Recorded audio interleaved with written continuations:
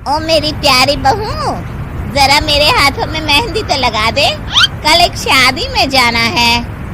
अभी आई माँ जी। माया गिरजा के हाथों में बहुत सुंदर मेहंदी लगा देती है। मैं वारी जावा, ऐसी गुणवान बहू मिली है मुझे। अरे मुझे भी तो इतनी प्यारी सास मिली है। दोनों हंसने लगती हैं। ये बात उनकी पड़ोसन कमला सुन लेती है। बढ़िया ही गुणवान बहू और प्यारी सास, सब नाटक है नाटक। कमला स्वभाव से बहुत तेज होती है। उसकी अपनी बहू से बिल्कुल नहीं बनती, इसीलिए वो गिरजा से जलती है। अगले दिन मंदिर में, अरे गिरजा बहन, आज शाम मंदिर में कीर्तन का प्रोग्राम है, आप आएंगी ना? हाँ हाँ जरूर। वही तो, कम से कम इसी बहाने इन बहुओं से छुटकारा तो मिलेगा। कैसी बातें कर रही हो कमला, मेरी बहू तो साथ आएगी।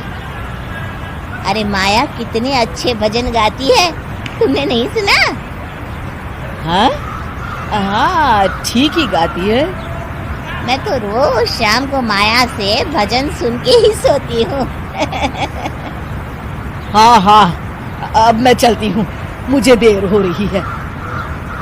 शाम को मंदिर में, वाह माया बिटिया, आज तुम्हारा भजन सुन के तो मन खुश हो गया। धन्यवाद पंडित जी। माँ जी चाहती थी कि मैं आऊँ, इसीलिए मुझे आज यहाँ गाने का मौका मिला। भाई धन्य हो गिरजा, इतनी प्यारी बहू मिली है तुम्हें। सो तो है पंडित जी। कमला दूर खड़ी सब सुन रही होती है। इनका प्यार तो अब मैं निकालती हूँ। अगले दिन कमला छत से माया को आवाज लगाती है। अरे माया, जी बुआ जी। जरा इधर तो आना, कुछ बताना है। अभी आई बुआ जी। क्या हुआ? माया कमला के पास जाती है।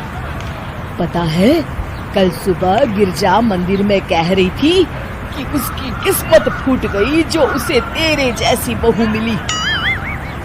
अच्छा बुआ जी, किसी बात पर गुस्से में कह दिया होगा। आप तो जानती हैं माँ जी मुझे कितना प्यार करती हैं। अरे वो चाहती ही नहीं थी कि तू मंदिर में आए, वो तो मेरे बहुत कहने पर तुझे लेकर आई। दरअसल बुआ जी, घर पर बहुत काम रहता है ना, इसलिए माँ जी ने सोचा होगा मैं थक जाऊंगी। देखिए ना, कल हम मंदिर से देर रात घर आए तो उन्होंने कोई काम मुझे अकेले नहीं करने दिया। खाना उन्होंने खुद बनाया। अरे ये कलमुही तो अपनी सास की बुराई करने को तैयार ही नहीं। और कुछ बुआ जी? हैं? नहीं नहीं, और कुछ नहीं, अब तो जा यहाँ से। अगले दिन मंदिर में, अरे ओ गिरजा, कल तेरी बहू आई थी मेरे पास। माया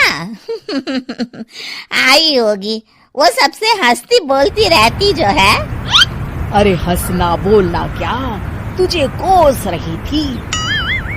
ऐसा हो ही नहीं सकता, तुझे सुनने में कोई गलती हुई होगी। कसम से गिरजा, वो कह रही थी मुझे तो मेरी सास ने नौकर समझ लिया है। दिन भर घर का काम करती रहती हूँ मैं, और मेरी सास आराम करती है। अरे ज्यादा काम से थक गई होगी तो गुस्से में कह दिया होगा। वैसे भी काम तो वो करती ही है। मुझे आराम की आदत उसी ने लगाई है। जो भी हो, थोड़ी नकेल कस ले, बाद में ये बहुएं सास को घर से ही निकाल देती है। कैसी बातें करती हैं कमला। मैं तो कहूँगी तू अपनी बहू के साथ प्यार से रहा कर, इधर उधर की बातों में ज्यादा ध्यान मत दिया कर। बड़ी आई मुझे सिखाने, मैंने तो तेरी भलाई के लिए कहा था, नहीं सुनना तो जा यहाँ से। अगले दिन, क्या हुआ माँ जी? कमला बुआ जी क्या कह रही थी? तू तो जानती है कमला और उसकी बातें। हाँ हाँ, बड़ी परेशान है हमारा प्यार देखकर। अरे ना समझ है वो। दोनों खिलखिलाने लगती हैं। शाम को कमला मंदिर के कोने में अकेली बैठी होती है। क्या हुआ कमला बेटी? पंडित जी, मैं बहुत परेशान हूँ। मेरी बहू मुझे प्यार नहीं करती। वही गिरजा की बहू उस पर जान छिड़कती है। ये तो अपनी अपनी करनी है बेटा। गिरजा की बहू ही नहीं, गिरजा खुद भी तो अपनी बहू को जान से ज्यादा चाहती है ना। सो तो है। बस बिटिया, इसी में सारा भेद छुपा है। प्यार दो तो प्यार मिलेगा ही। और कभी आपस में मन मुटाव हो भी जाए तो उस बात को भुला दो। गलतियां तो हम सबसे होती हैं, आखिर हम सब इंसान ही है ना। ये तो आप सही कह रहे हैं पंडित जी। अब जाओ और दूसरों की बगिया में आग लगाने की जगह अपने बगीचे के पौधों को सींचो। जी पंडित जी।